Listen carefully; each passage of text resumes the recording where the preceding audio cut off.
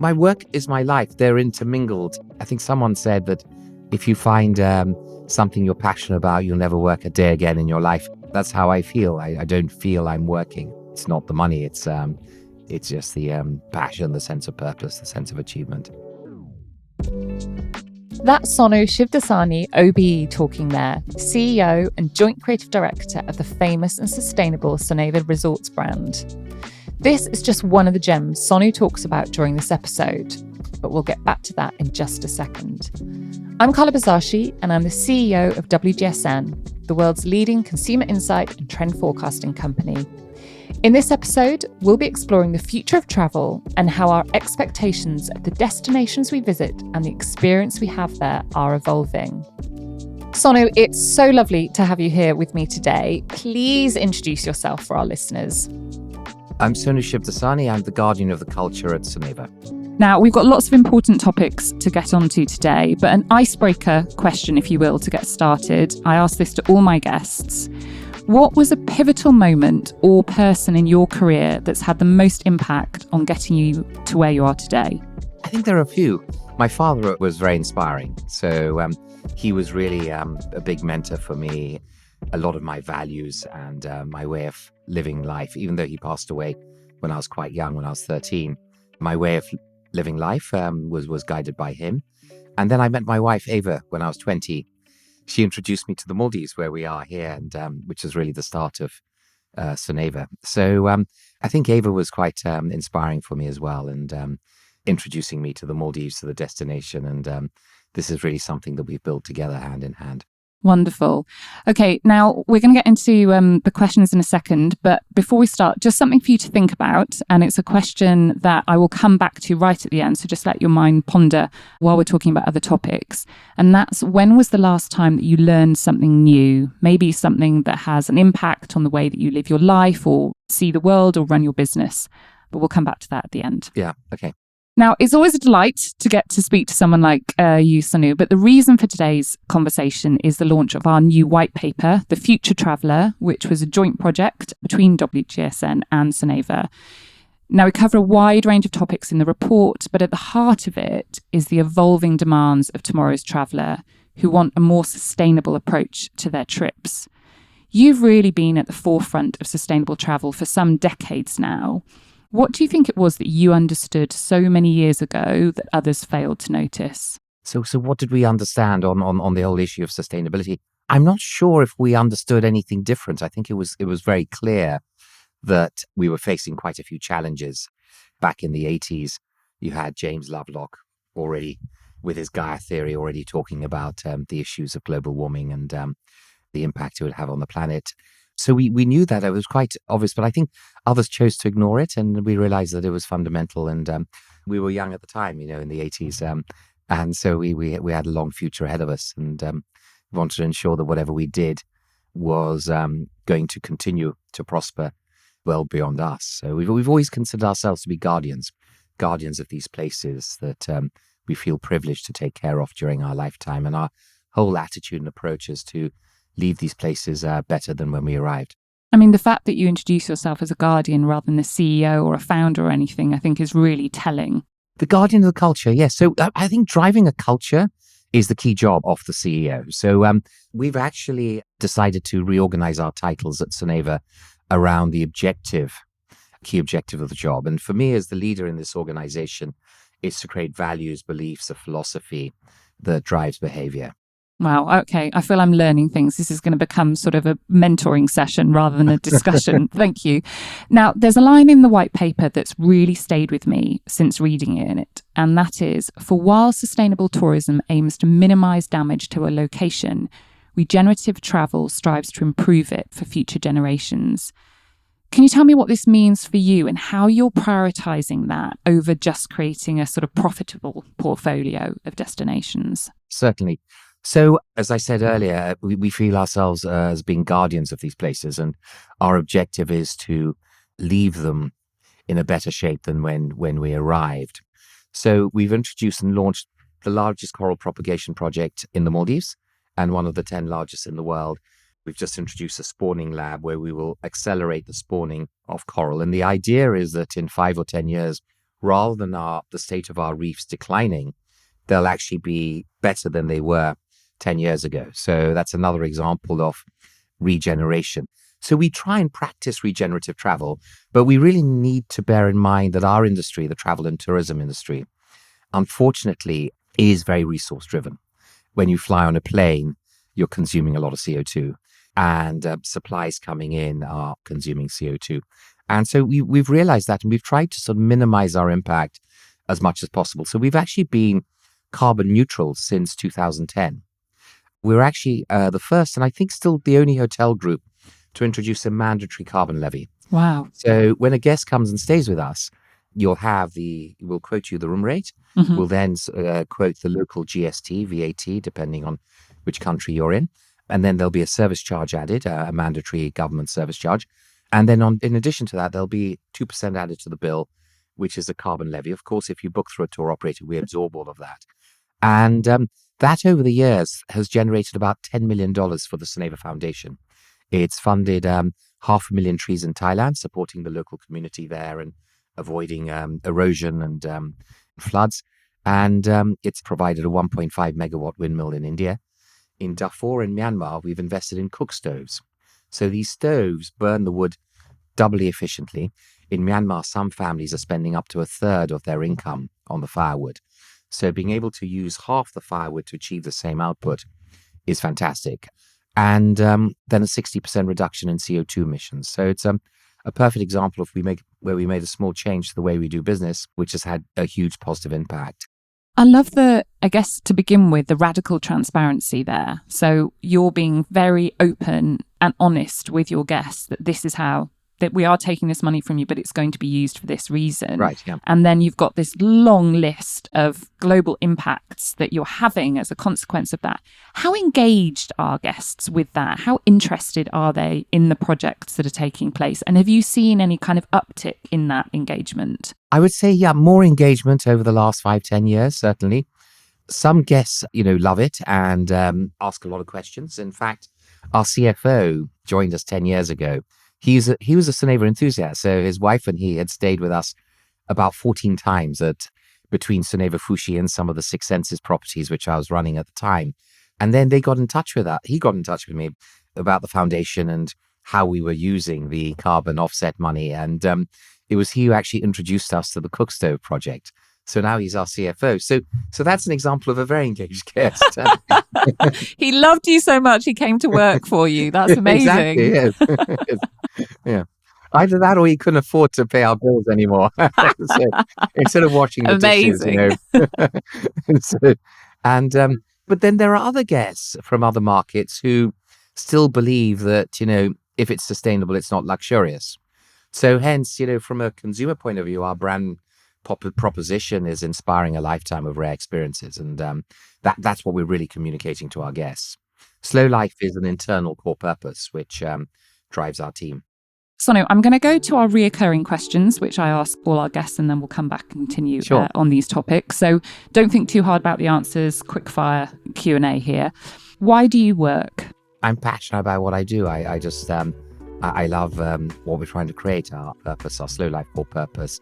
I love creating beautiful buildings. I love creating new concepts and experiences. And I love pushing the boundaries of sustainability. So we have so many interesting projects, and that just keeps me going all the time.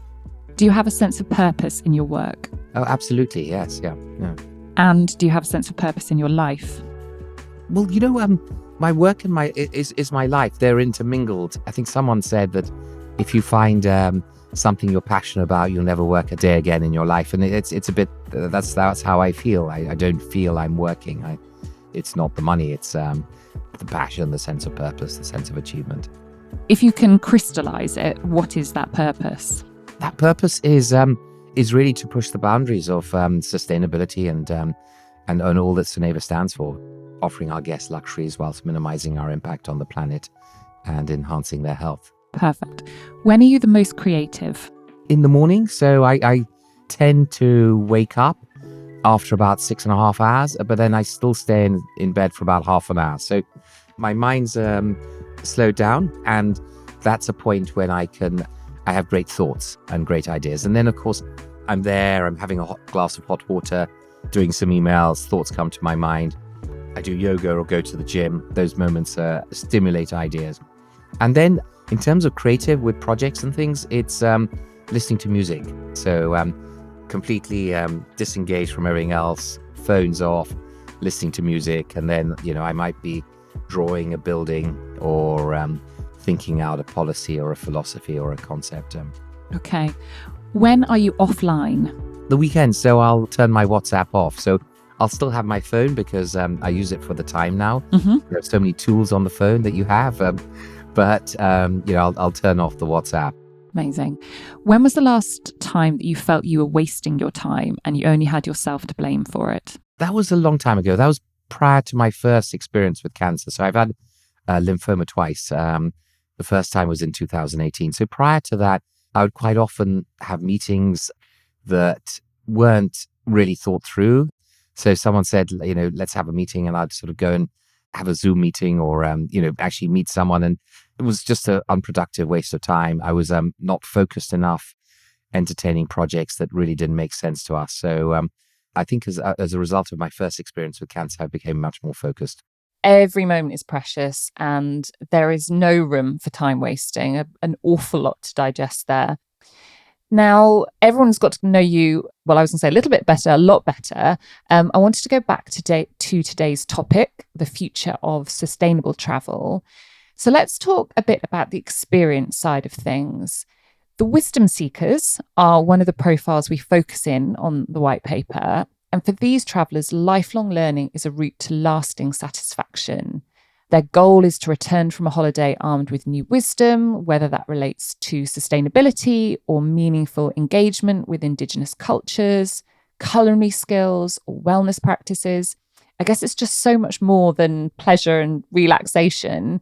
They're looking for something beyond all of that.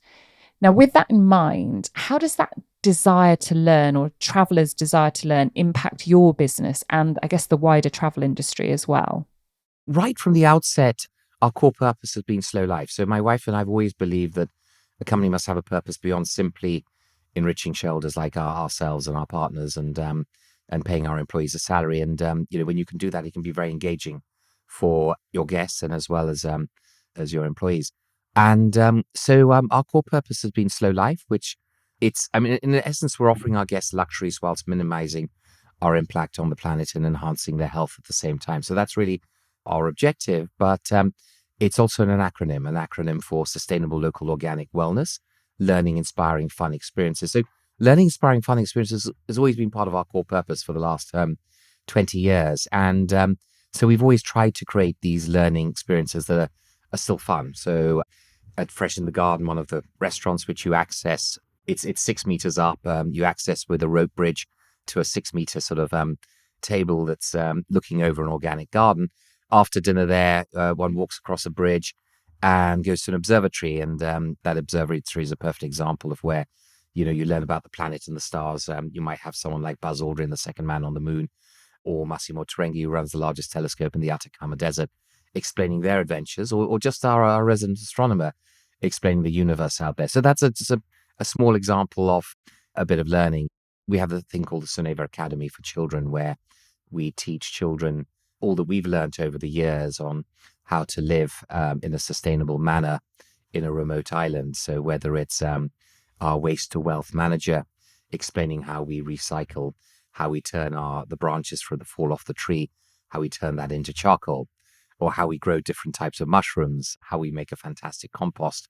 So we have a state-of-the-art glass factory where glass blowers teach our guests how to blow glass. So how to take we banned branded water in our hotels back in 2008. So no Evian, no Vitel, but there's still the wine bottle, that bottle of Chateau Yquem or the Gordon's gin.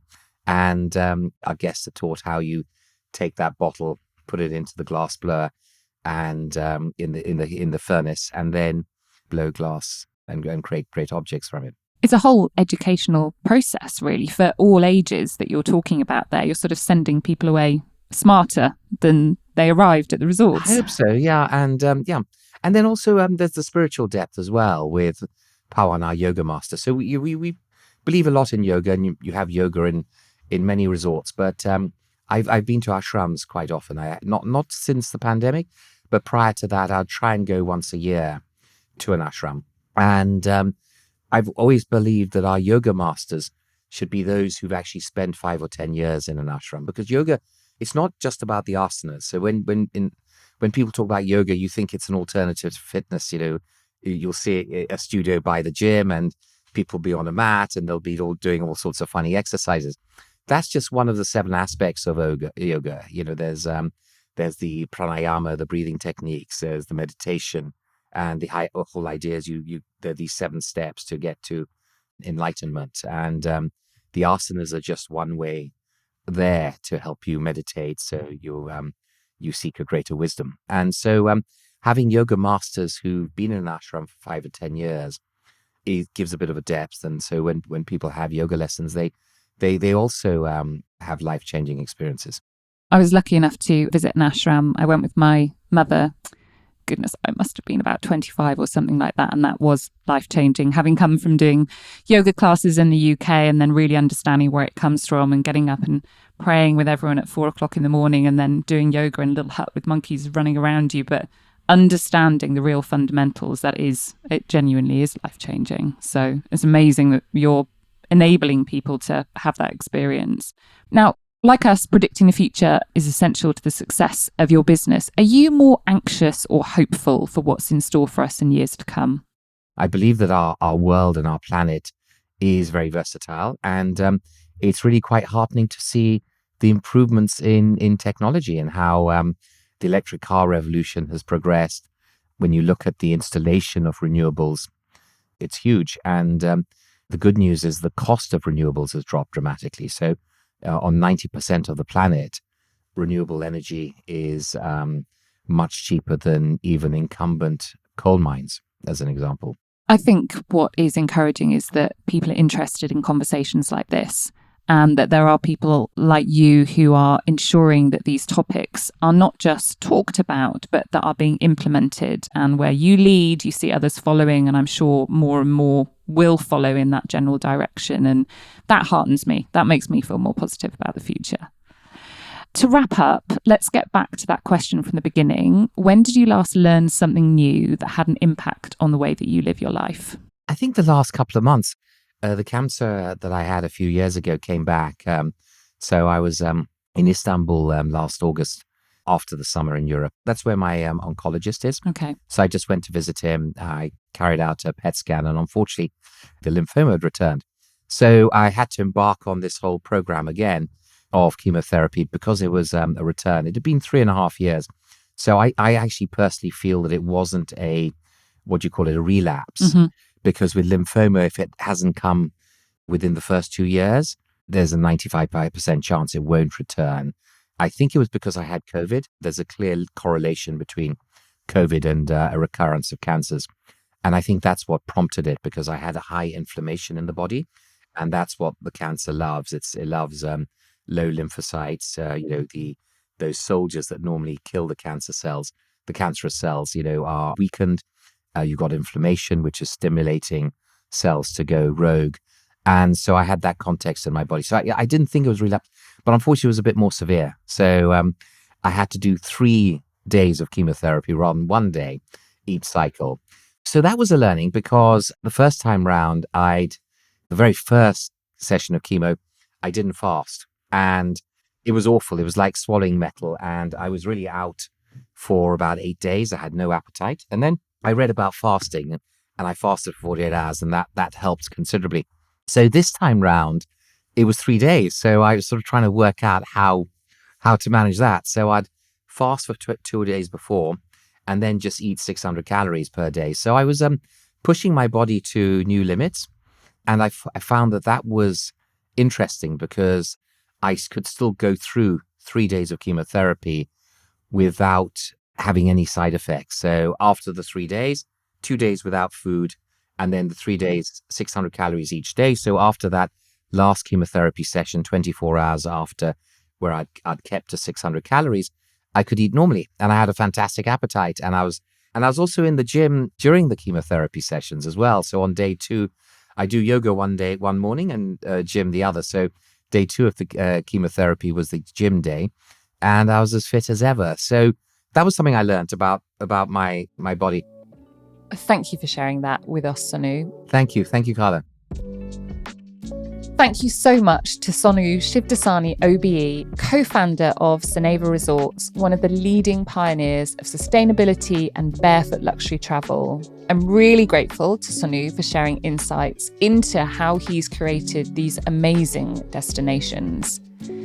The Future Traveller Report, which I mentioned before, is a joint project between WGSN and Soneva. We cover a wide range of topics in the white paper, but at the heart of it are the evolving demands of tomorrow's traveller who wants a far more sustainable approach to their trips in the future.